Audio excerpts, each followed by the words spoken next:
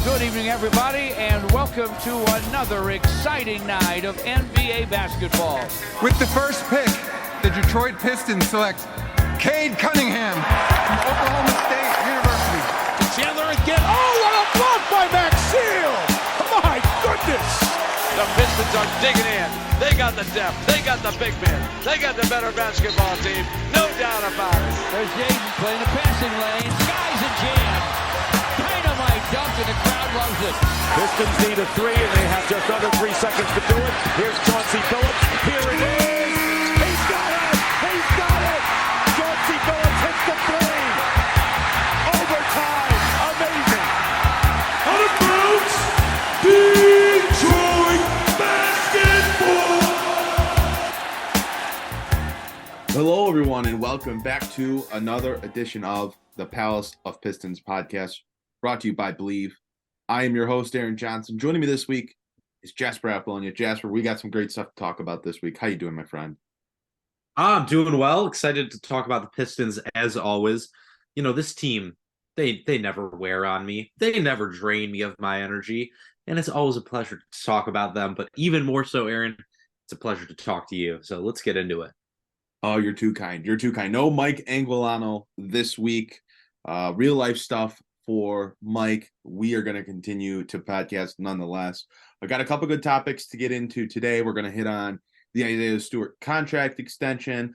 I'm sure that will be a good conversation. And we'll also share some of our first impressions from the Detroit Pistons' first two games of Summer League. We're recording this on Wednesday evening, right before the Pistons play their third game in the Las Vegas Summer League. So we'll have our impressions from the Magic and the Rockets game. But before we get into that, I want to thank our sponsors for this week, Bet Online. They've been with us every week. They continue to support, and I hope you guys are rocking with our promo code. Bet Online is your number one source for all of your betting needs. Get the latest odds, lines, and matchup reports for baseball, boxing, golf, and more. BetOnline continues to be the fastest and easiest way to place your wagers, including live betting and your favorite casino and card games available to play right from your phone. Head to the website or use your mobile device to sign up today and get in on the action. Remember to use our promo code BLEAV, BLEAV, for your 50% welcome bonus on your first deposit. Bet Online, where the game starts. Okay. So let's move into our first topic of discussion. And, you know, when you get into July and you get out past that first week and a half, 2 weeks of free agency, you really hit the doldrums of the NBA offseason. And you get to that point, you got to get through August, and then you get to September, and then it's training camp, and it's then more stuff, starts to heat up. There's more to talk about. But the Pistons, who have not been very active in free agency, did sign a new contract this week. Originally reported by Adrian Wojnarowski of ESPN, the deal was also later confirmed by the Pistons themselves. But the Detroit Pistons have agreed to a 4-year, $64 million contract extension with big man Isaiah Stewart. He was a first-round pick by Troy Weaver in the 2020 NBA draft, and the first of that draft class for Detroit to get a contract extension. He also is the first player from that draft class to sign a contract extension outside of a max contract. Some of those guys that signed those max contracts this year, LaMelo Ball, Tyrese Halliburton, Anthony Edwards, are the names. So Stewart. Oh, don't forget Desmond Bane, who could have been a Piston. Desmond Bane too. So Stewart inked to a 4-year deal that won't kick in next year, kicks in the year after that. He's still on his rookie scale contract. Jasper, what are your thoughts on the Pistons inking this deal with Stewart now instead of a year down the road when most players tend to sign that extension as a restricted free agent? Well, Aaron, I mean, this, just like it feels like every other move other than drafting Cade Cunningham and maybe Jaden Ivey for Troy Weaver, it's complicated. There's a lot that goes into it because it comes down to just how you look at it. There's going to be a lot of people who are Pistons fans who look at this as a great deal. There is a lot of other people who are Pistons fans who look at this as a complete indictment of the organization. And the truth, like most things, is probably somewhere in the middle. Isaiah Stewart's a good player. Let's not, pretend like it isn't something that it is. At the very least, he's a very capable center, even as a backup center. And he is a player that brings a lot to your team in terms of the intangibles, in terms of culture, locker room, the things that you want to see in terms of toughness out on the floor. Like, people can knock those things, but there's a reason there's a lot of Boston Celtics fans who are upset that they traded Marcus Smart for an objectively better player in Kristaps Porzingis. And that's because Marcus Smart was the heart and soul of that team.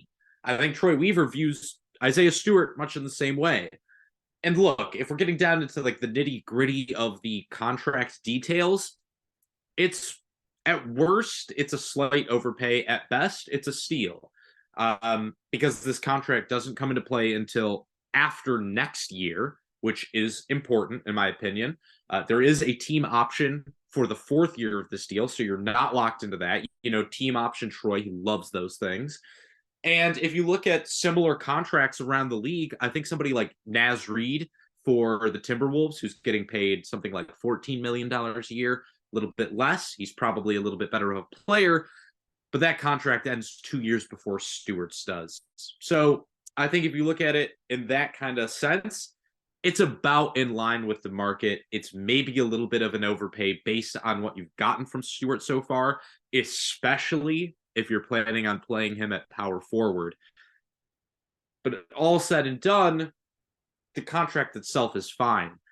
Aaron, I think where both of us are probably going to have more of the issue is what this means when you look at it in relation to the rest of the Pistons roster, who they have and what they've prioritized in terms of both their team building and in terms of the money that they've given out. Because like we have hit on many, many times before, they still have Jalen Duren, James Wiseman, and Marvin Bagley on this roster as well, along with Bojan Bogdanovic, who is ostensibly still playing power forward for you next year as of right now. So there's a lot of questions that still remain. It's one of those where, the money looks okay when you look at it in a vacuum. But once again, this is an example of Troy Weaver negotiating against himself. Still undefeated in those negotiations, I guess, but there is a lot to unpack in more of a meta sense. Or do you not feel the same way? No, I think this is another deal, another decision by Troy Weaver that, like most of his decisions, in a vacuum you can rationalize. In a vacuum you can say, okay, here's why he did this. Here's why this makes sense. But when you put all of these deals, these decisions together, you get a roster that has year in and year out not made sense and not fit well together. And, I don't think this decision to extend Isaiah Stewart provided any clarity in that regard. It's very obvious that the Pistons feel that Isaiah Stewart is a power forward. They want to continue moving forward with him as a 4. I don't know if that's going to work. I don't know if the rest of the NBA feels that way. That's how the Pistons feel. He is not an efficient shooter. He's not an efficient player overall. He's undersized, and he just has a lot of flaws. Now, to be fair, he does do some good things, right? He can help this team defensively. The toughness that he brings, the energy that he brings, those are impactful qualities. But for me, when I look at this deal and I say, okay, he's going to be 22. He's got another year left on his deal. He hasn't done enough to where I'm ready to lock him in long-term on a bigger contract yet. I think we can wait another year, see what happens in year 4, and then go from there. And that's my biggest issue with the decision, because I won't push back that Isaiah Stewart doesn't bring stuff to the table. He certainly does. But I also think he has some very, very glaring issues to his game that makes it very hard to project him being a major factor for this team long-term. And I've maintained that belief for quite some time. My concerns over Stewart really haven't wavered over the last few seasons. Like, we know what he can do. We know what he's trying to expand on. The 3-point shot has really not come along. Yes, he's shooting more attempts, but the percentage is still essentially the same. He's a just under 33% 3-point shooter throughout his career. He's going to have to make some pretty significant strides to ever really be a high minutes player on a good team, in my opinion. And it's going to just be harder for him to make that impact when he's kind of a tweener big. He's only 6'8". He doesn't do a lot of the things that 6'8" forwards can do in the league nowadays, but he also can't do things that centers in the league are able to do. So I like some of the stuff on an individual level that Stewart brings, and I certainly respect the energy and the heart that he plays with. It definitely seems like something that the rest of his teammates corral themselves around and rally around. But I just look at this deal and I look at the roster and I say, where does Isaiah Stewart fit in a front court with Jalen Duren and James Wiseman and Marvin Bagley and Isaiah Livers? It's just, I don't see a great fit. It looks like he's kind of penciled in as the starting four right now. I don't love the too big lineup. I just don't think it's going to work, at least with the current guys in it. And that's my problem. In a vacuum, in a singular decision, I don't think bringing back Isaiah Stewart is necessarily wrong. I just think with this current roster construction and where he's at in terms of his development, this maybe could have waited a year. Yeah, I think that is, as with most of our complaints about moves that Troy Weaver has made, Aaron, it's the timing that doesn't really seem to make sense. And it's the thought process behind it that doesn't seem to really add up, because look, unless Isaiah Stewart is going to make some huge leaps as a power forward this year, I mean, really big leaps as a power forward, there's no way he was getting more money than this on the open market. The fact of the matter is, it's still probably a little bit of an overpay for the first year that this deal kicks in. After that, I think less so. I think it's going to be about mid-level exemption type of money. And even if Isaiah Stewart doesn't get much better as a player, I still think he's worth a mid-level, at least until his age 27 season. After that, we'll see. But overall, this is like the same thing as the Marvin Bagley contract, where it's, you have this guy as a restricted free agent. Like, there's nobody currently going against you. There's nobody to negotiate against. So where is this contract coming from? Where is this money coming from that this had to be a priority right now? I really like Isaiah Stewart as a player. I think that we criticize him on here sometimes, but that's because he's miscast. Not because he's not a good player, but because they ask him to do things that he's not really, hasn't shown the proclivity to do so at a high level. So when I look at a deal like this, it's the same question. Like, who was paying Isaiah Stewart more than $16 million on the open market? And why was this a priority right now when you have unanswered questions in James Wiseman and Marvin Bagley, and you also have a young guy in Jalen Duren on your roster? It doesn't really seem to make sense. If you're not willing to move off of Bogdanovic, okay, then you're making Stewart your starting power forward next year, and you're bringing Bogdanovic off the bench. Well, that craters his trade value. So why didn't you just trade him earlier? The timing of a lot of these moves just doesn't add up, excuse me. And I think, Aaron, we're in lockstep on this. It's not a bad contract. It's a perfectly reasonable contract for a player that we both like. But the details surrounding it just don't seem to add up at the end of the day. And it leaves you with just as many, if not more, questions than you had coming. Yeah, I think I agree. I would have, like I said, rather seen the next season play out. I think it would have benefited the Pistons to get a look at the fit of Stewart and Duren long term together, instead of just locking Stewart up a little bit prematurely. But Troy has managed his ship the way that he has since he got to Detroit. He has not wavered from going against the grain and surprising people. It's a consistent thing that he does. And this is one of those moves that, for me, was surprising. Again, I like Isaiah Stewart, does some good things, but the deficiencies are glaring, right? He's a 6'8" power forward center. We don't know. Isn't a good screen center, has poor hands, can't shoot, doesn't shoot well. At least some people will say, hey, the 3-point shot's coming along. The numbers don't necessarily bear that out. I get, oh, but he shot 50% between 2 months. Well, then he also had months where he shot 11 and 22%. Like we can go back and forth on that all day. But the glaring weaknesses for me are the concern. And then again, the fit with the roster, the fit with the bigs are the concerns. Hopefully, for the Pistons' sake, Stewart proves them right with this extension. When you look at this roster, they need someone to hit. They need someone to come out of the woodworks with the lack of moves that they've made this summer and really, break out. And if Stewart can be that guy, certainly would help Detroit. And then they have him locked up on a good deal, and we look like idiots for maybe thinking otherwise. But we will wait and see on that. Anything else that you wanted to add on the Isaiah Stewart contract extension? Yeah, and this is my last word on it, and it'll bring us actually, I think, into our next topic, which is Summer League. Because the reason, again, why this doesn't make sense to me is you just said they need players to pop. Well, one of those players that you are counting on popping, because you just traded Sadiq Bey for him this last trade deadline, is James Wiseman.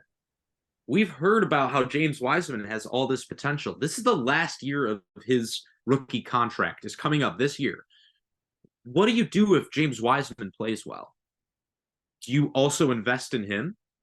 Like, are you now going to be paying James Wiseman now you're going to have to pay him more than you paid Isaiah Stewart, because he was in the same draft class, the number 2 overall pick, and he's on the same team. It's a year later, he's going to want more money. So you pay what? James Wiseman $18 million now?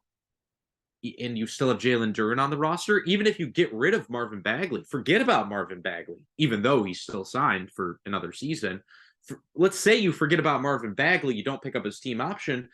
If you're investing $34 million in Stewart and Wiseman, then Duren's contract comes up 2 years later. This, to me, again, it's just like, why not see what you have in James Wiseman and let this hit restricted free agency where you can match no matter what?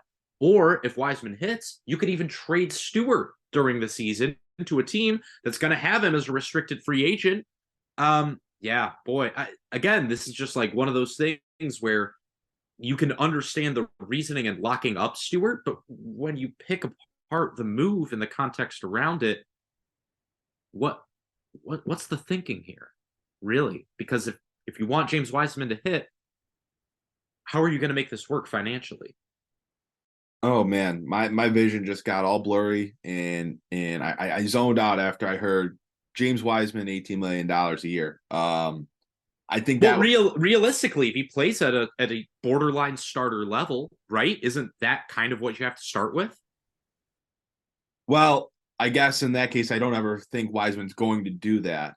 But I also wouldn't be surprised if Troy Weaver comes out and extends him this summer as well at this point. But if we are talking those types of numbers for James Wiseman, that might officially break me. I might officially be done with the Pistons if James Wiseman's getting 18. Well, Aaron, if he's putting up that kind of production, he's been putting up in Vegas. Am I right? Oh man, yeah. I guess we should segue. that was my. I gotta try to get away from James Wiseman contract talks fast, because people will lose their mind at me, and I don't understand why. But let's talk about Summer League, right?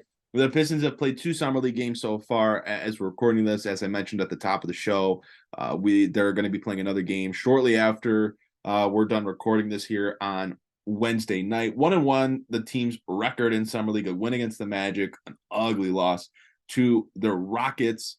We've seen the debut of the number 5 pick in the draft, Asar Thompson, as well as Marcus Sasser. Excuse me. Some of those second-year guys and fourth-year guys playing on the Summer League team, Jaden Ivey, Jalen Duren, and James Wiseman, have all played in the first 2 games. Jasper, I guess we should probably start with, I think, the guy most people were intrigued with seeing, and that was Asar Thompson.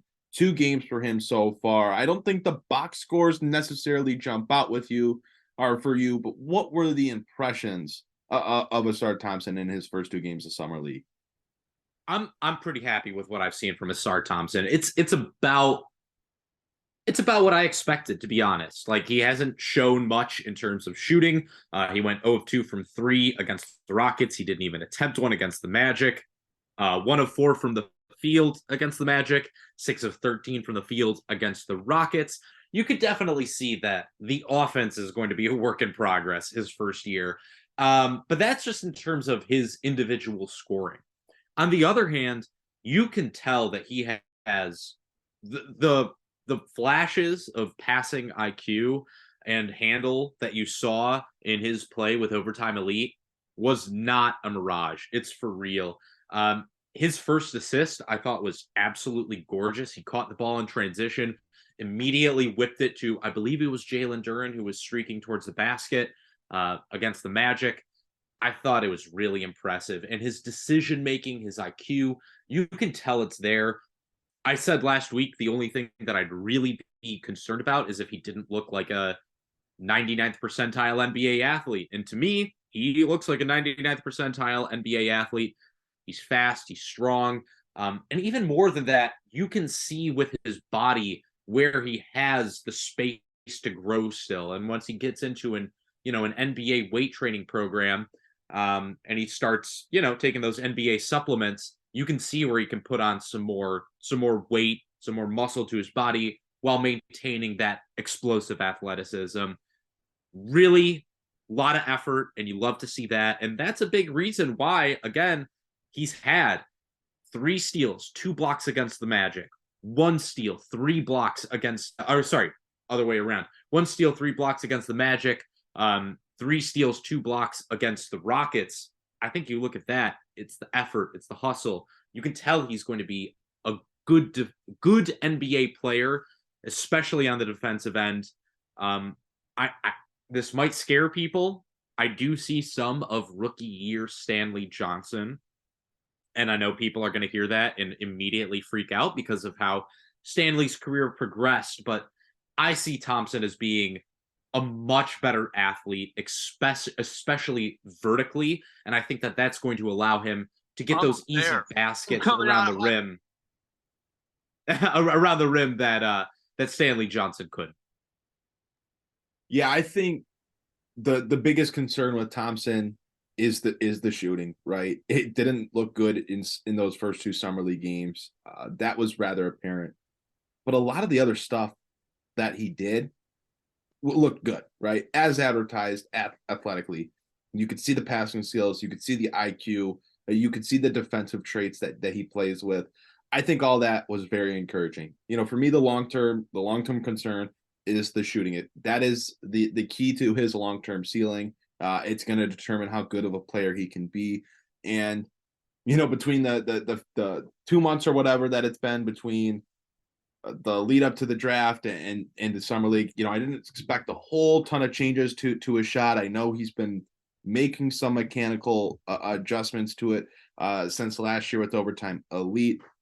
That was my biggest concern. It wasn't anything that was quelled in those first 2 games, but I think he did enough other stuff at a high level that you can see why there's excitement around him, because he does have a lot of those other qualities that are rather exciting. And it's something that I hope he can build on throughout the rest of Summer League.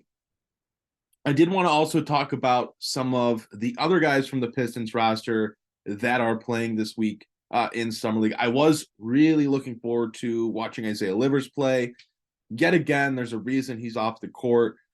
This time, I believe he's away with personal reasons. I'm not sure if he's back with the team yet. I'm not sure if there's been I haven't seen any update on it, but he did not play in the first 2 games. But some of the guys that we did see, Jaden Ivey, Jalen Duren, James Wiseman, anything from those guys stand out to you, Jasper? Yeah, I don't know about for you. I think for me, with Ivy and Duren especially, it's kind of like you can tell they're not really taking this all that seriously. And I hate to say that, but it is true.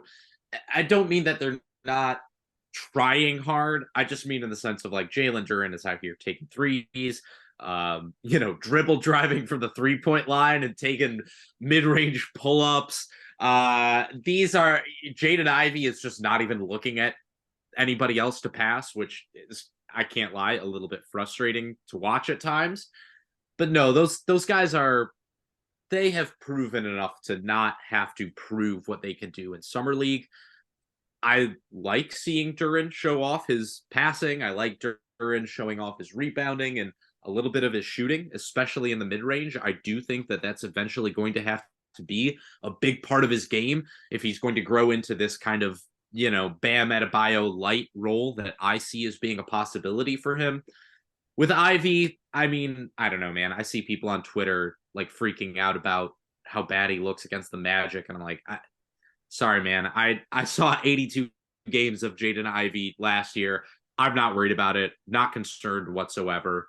With James Wiseman, I'm interested to see how you feel about it, because to me, it's a lot of what I saw in the regular season last year. It's a lot of empty stats. It's a lot of, I hate using that word empty stats, but it's scoring and rebounding at the effect of the team's success. There's no other way to look at it sometimes, where he just doesn't look at guys and he'll make blocks, but he's he'll have a good block on 2 plays, but he's lost the other 8 out of 10 plays. And so for me, I just don't feel any differently than I have at any point that he's been in a Pistons uniform, Aaron. I'm sorry if that sounds harsh. I don't know if you feel any differently, but nothing has changed for me in terms of how I feel about James Wiseman, Jalen Duren, or Jaden Ivey, to be completely honest. Yeah, no changed thoughts for me on Wiseman, right? I think a lot of what he does, he makes a nice move, a nice play, but there's so many other bad decisions. There's so many other bad plays where it's like, yeah, he had a nice drive to the rim, but then he gets lost on defense. He takes an errant 3-point shot. It's like, he is so much out there. There's a lot of talk right now, and a lot of people ingest at what Cam Whitmore is doing in Summer League, the way he's shot hunting, the type of decisions he's making. I mean, I see a lot of that in James Wiseman. James Wiseman is the same as last year. Give me the ball. I want to shoot. I want to try to score. I want to try to dribble. It's my ball. It's my possession. It's my shot clock. That's what I see from him. He should be imposing himself as a 4th-year guy, as a 7'2" center, that's been in the NBA now for 4 years. Like, he should be dominating. He should be dominating Summer League, and he's not. he looks like he did last year, right? He's going to make those handful of plays. The stats are going to add up when he's getting the shots that he's getting up. At 7'1", I expect him to get a few extra rebounds in the glass in Summer League when the guys are not as physical, they're not as strong, they're not as tall. Like, he should be getting those offensive putback opportunities that he's gotten. Nothing that he's done has changed my viewpoint on him. Look, I guess I'm in the minority on Wiseman, even though you are pretty much with me. It sounds like I am not interested in James Wiseman. I'm not interested in what he can do. I have seen enough. I don't need to see any more. The Pistons want to continue to invest in him. He's not doing anything in Summer League that's changed my mind on how bad of a fit he is for the Detroit Pistons long term. And it feels a little bit unfair saying that, right? Because I largely agree with you. It feels unfair saying that when, like, Jalen Duren is basically just messing around, and Jaden Ivey is doing the exact same thing we're kind of complaining about James Wiseman doing, just shot hunting and kind of just playing with the worst traits that he played with last year. But I think the difference is that with Jaden Ivey and Jalen Duren, you saw the long-term upside that is more than just them scoring, right? Like, you see more of a long-term upside. You see more of a varied skill set. And with James Wiseman, I'm still not seeing anything different. There's nothing here that's convinced me, that I've seen so far, that convinces me he's a willing and credible passer. There's nothing I've seen that shows me that he is a skilled shooter with upside for more. There's nothing I've seen that really shows me that he is a capable help side or on-ball defender, especially when he's switched onto guards or wings. So for me, it's hard to look at what he's doing and feel good about it. And I feel bad saying that because I want James Wiseman to be good. I would like James Wiseman to be a credible basketball player, but unfortunately, like it feels completely unfair to be like, when this guy does his third, fourth year player playing in summer league thing, it's not okay. But when these other guys do it, it's fine. It feels kind of crappy to do that. But at the same time, James Wiseman has just not proven that he is anything else at this point. He hasn't. I will continue to no one's gonna make me waver on my beliefs. Like, they can say, oh, look at this play, look at his numbers, 16 and 12, double in summer league. That's where it comes down to watching the actual game film, and not just the highlights, but watching the film where, hey, he's out of position, hey, he's completely taking over this possession when he has no business doing it. But let's move on from James Wiseman. I did want to share my thoughts on Ivey and Duren. I was really hoping, especially for Ivey, that he'd be able to come out and look like one of those guys that was just too good for summer league. You know, we've seen it with some of the other guys that were rookies last year. Keegan Murray came out on fire. Jalen Williams for Oklahoma City came out, looked really, really good. A number of guys came out that, you know, have played summer league before, have NBA experience, and just showed, hey, yeah, we're going to play a game or two and then we're done. Jabari Smith Jr., another guy who absolutely killed the Pistons, that came out and was just like, hey, we're too good to be here. And I don't know if Jaden Ivey's playing in this game that's going to have happened by the time this podcast is out. I think I'm a proponent of getting as many reps as you can. I think he should be. If those were the only two games that we saw from Jaden Ivey in summer league, I can't say I'm not a little bit underwhelmed. I get maybe he wasn't going as hard as he, you know, would in a regular NBA game, but I can't say I wasn't a little bit underwhelmed in the decision making and the defensive you know, plays, things like that.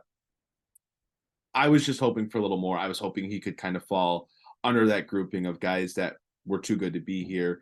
He didn't do that for me. I think Jalen Duren showed the most out of anyone on this summer league roster in the first two games. I liked the shooting. I liked the willingness to shoot.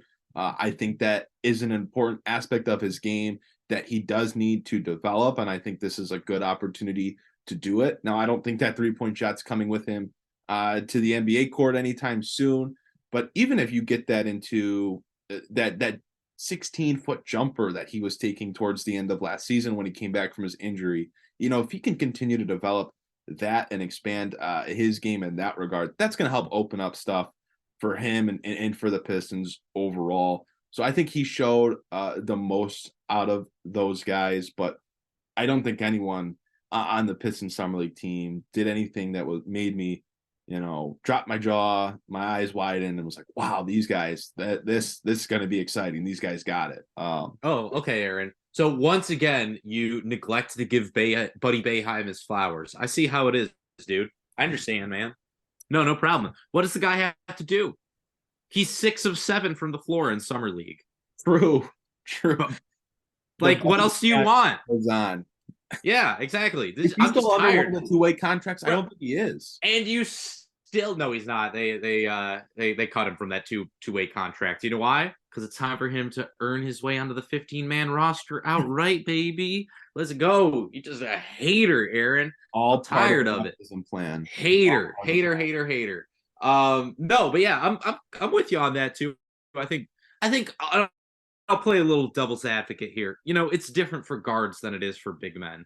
It's why, like, whenever a good young big man comes out and he's got great athletic skills, he always looks so much better his rookie year than, you know, the young athletic guard does, because what you need to do for those positions is different. When you're a young big man, as long as you give great effort and you have the physical skills, you're going to produce.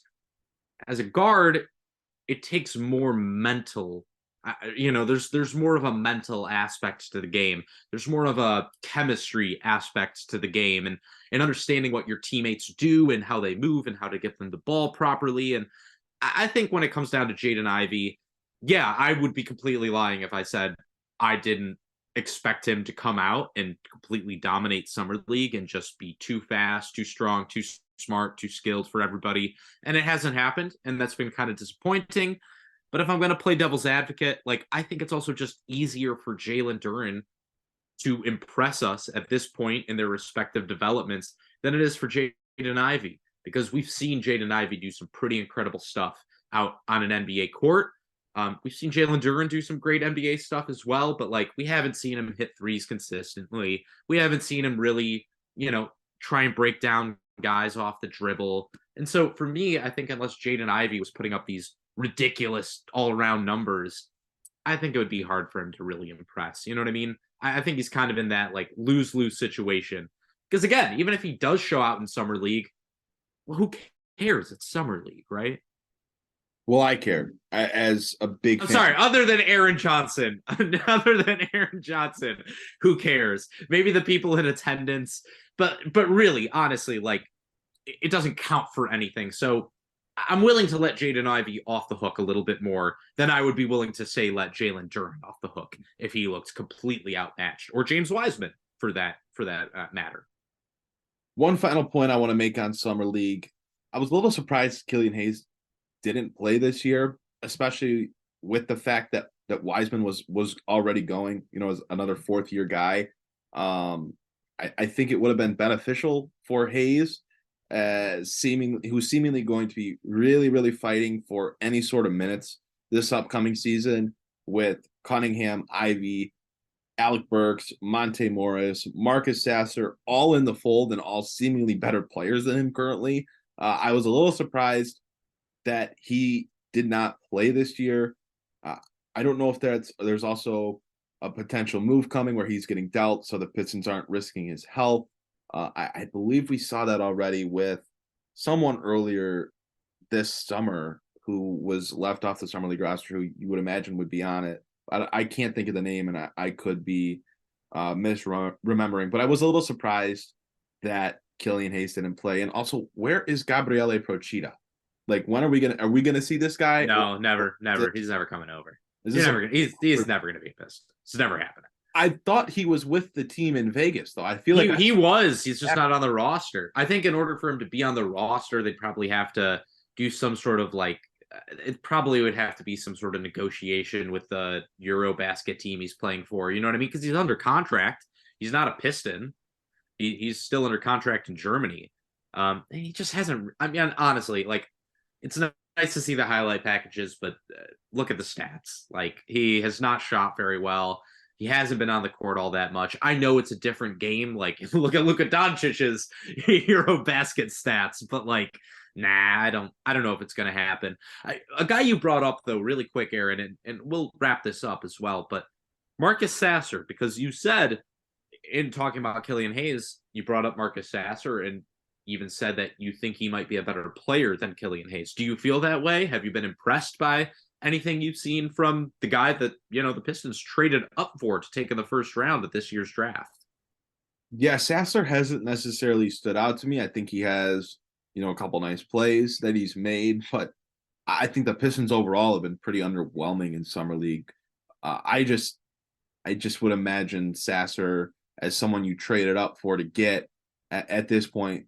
You'd imagine he'd be ahead of Hayes in the rotation. Maybe he's not, but I would imagine the Pistons trading up to get him being an older college player. That's why I was expecting him to be in the rotation this year before the Monte Morris trade, considering they traded up, considering he's an older college player.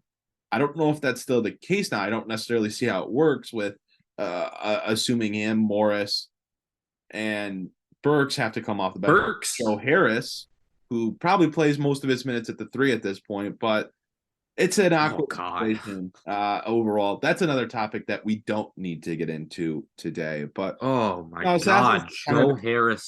Oh, that is ugly. That's horrible to think about. Yeah, there's a lot of questions there. I guess for me with Sasser, like, if I'm Killian Hayes, I don't feel worried about Marcus Sasser because I haven't seen him make a single play for another play. I can't think of a single play that like I've seen him make for somebody else. It's all been him, not catch and shoot, but like take a couple dribbles, try and get around a screen and shoot. Or have you seen something else that I haven't? No, I'll just say that if that's the case and Sasser, was essentially a wasted pick, I hope the people that are I'm going to be polite. I hope the people that are applauding Troy Weaver for the use of cap space to get some second round picks in the Joe Harris trade and adding assets to the cupboard, adding assets to the war chest with those second round picks are going to do the same and share their displeasure with Troy Weaver for using second round picks to move up for Sasser if he ends up being nothing. I mean, fair is fair, right? I'm just going to throw that out there. Well, so, and also for getting second round picks is all of a sudden, wow, that's an amazing, like these second round picks are going to help us acquire a star. I don't know where this idea and mindset's coming from, but that's the, if we're talking about financial responsibility as well, second round picks are not guaranteed contracts, whereas the first round picks are. So just saying, if Marcus Sasser is a guy that you aren't going to clear any space for, and he's going to be on your G League team, seems kind of like a silly expenditure of money. Does it not to you as well, Aaron? Troy Weaver would never do that, Jasper. It's insane that you would even make a comment like that. No. Of course, Troy Weaver would never negotiate against himself except for all those times when he has. That's kind of how I feel about Marcus Sasser. I think for me, final thoughts on Summer League, I'm coming away from it. Asar Thompson is really what I'm going to be watching when we finish this podcast. It's going to be fascinating to see what happens for him. I can see such a wide range of outcomes. I think that he has the IQ. I think he has the athleticism to hit the higher end of those outcome ranges, which is to say like a Andre Iguodala type versus a Stanley Johnson type.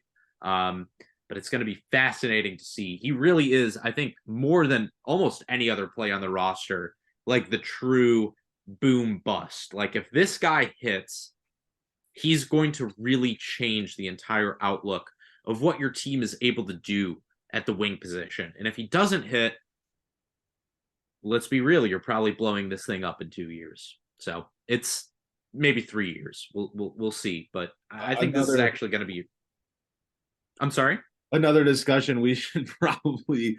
No, we won't have it right now. But like, I think the more I see of Asar Thompson, the more I really see of like, okay, this is a player whose development is going to be really intriguing to watch on a game-to-game basis, in my opinion, and a season-to-season basis. It's going to be really interesting and intriguing to see how he progresses. So, no doubt, his development's vital for this organization moving forward. Anything else that you wanted to add before we wrap up the show?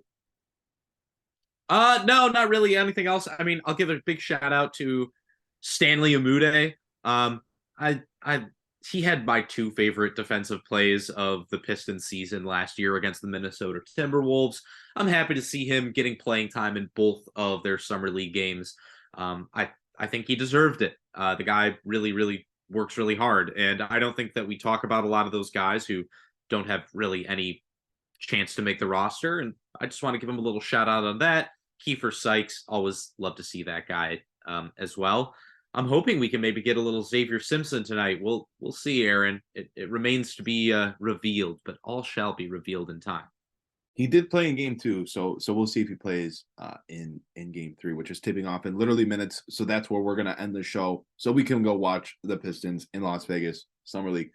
That's going to do it, guys. Thanks so much for listening. Thanks, as always, to our wonderful sponsor, Bet Online. This is the Palace of Pistons Podcast, brought to you by Believe. We will see you next week.